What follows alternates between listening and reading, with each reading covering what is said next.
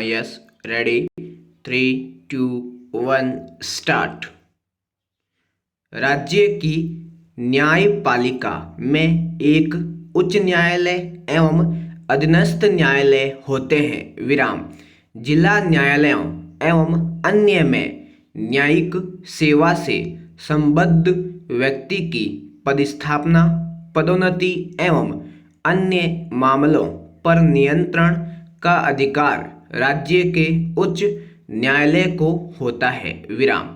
जिला न्यायाधीश के अंतर्गत नगर दीवानी न्यायाधीश, अपर जिला न्यायाधीश, संयुक्त जिला न्यायाधीश, सहायक जिला न्यायाधीश, लघु न्यायालय का मुख्य न्यायाधीश, मुख्य मजिस्ट्रेट, अतिरिक्त मुख्य मजिस्ट्रेट, सत्र न्यायाधीश, अतिरिक्त सत्र न्यायाधीश एवं सहायक सत्र न्यायाधीश आते हैं। विराम। पैरा। जिला न्यायाधीश जिले का सबसे बड़ा न्यायिक अधिकारी होता है। विराम। उसे सिविल और आपराधिक मामलों में मूल और अपीलीय क्षेत्राधिकार प्राप्त होते हैं। विराम। जब वह दीवानी मामलों की सुनवाई करता है तो उसे जिला न्यायाधीश कहा जाता है तथा जब वह फौजदारी मामलों की सुनवाई करता है तो उसे सत्र न्यायाधीश कहा जाता है। विराम।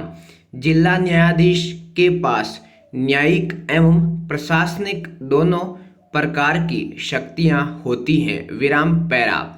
लोक अदालत न्याय व्यवस्था का एक पुराना स्वरूप है जो कि प्राचीन भारत में प्रचलित था और इसकी वैधता आधुनिक युग में भी समाप्त नहीं हुई है। विराम।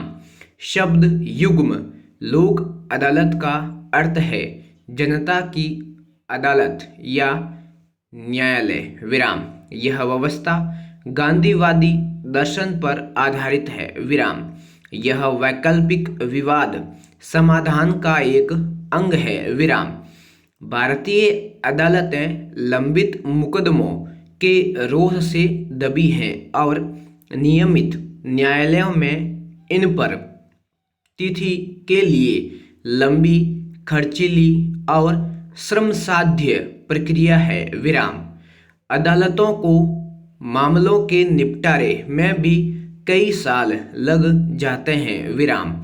इसलिए लोक अदालत त्वरित तथा कम खर्चीले न्याय का एक वैकल्पिक समाधान प्रस्तुत करती है। विराम। लोक अदालत की कार्यवाही में कोई विजयी या पराजित नहीं होता है, इसलिए आपस में दोनों पक्षों के बीच विद्वेष नहीं रह जाता। विराम।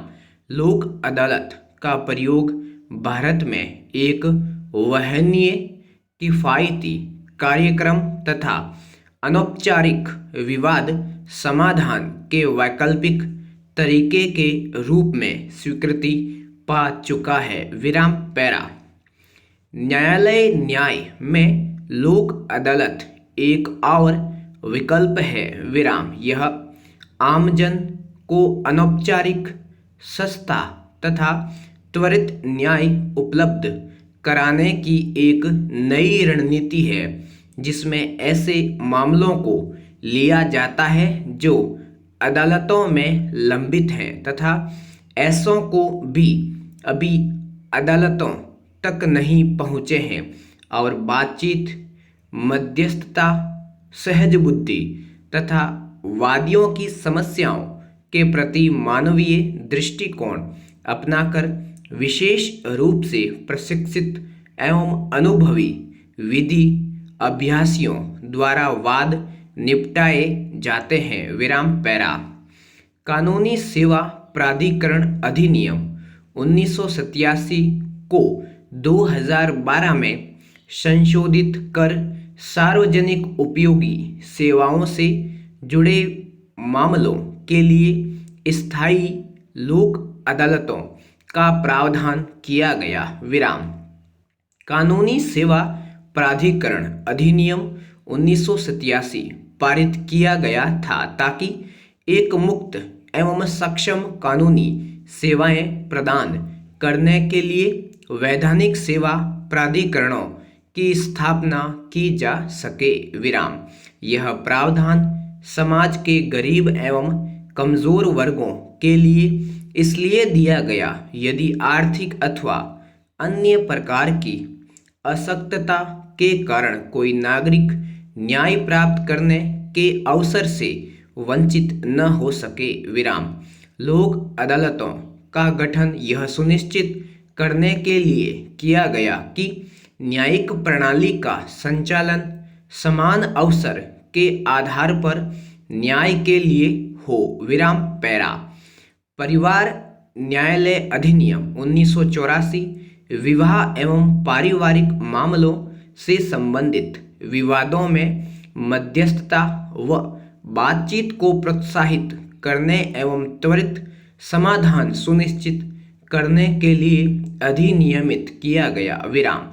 कुछ महिला संगठन, अन्य संस्थाएं एवं नागरिकों के समय समय पर पारिवारिक विवादों के हल के लिए परिवार न्यायालय के गठन पर जोर देते रहे हैं, जहां बल समझौते एवं सामाजिक रूप से वांछनीय परिणामों पर दिया जाना चाहिए। वहीं प्रक्रिया एवं साक्ष्य संबंधी रूढ़ नियमों को दरकिनार कर दिया जाना चाहिए। विराम। पैरा।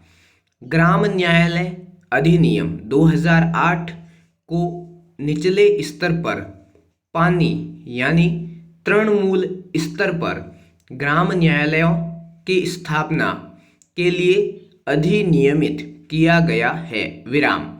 इसका उद्देश्य नागरिकों को उनके द्वार पर न्याय सुलभ कराना और यह सुनिश्चित करना है कि सामाजिक, आर्थिक अथवा अन्य अशक्तताओं के कारण कोई नागरिक न्याय प्राप्त करने के अवसर से वंचित न रह जाए। विराम। ग्राम न्यायालय में आपराधिक मामलों, दीवानी मुकदमों, दावों एवं वादों पर अदालती कार्यवाही चलेगी। संपूर्ण विराम।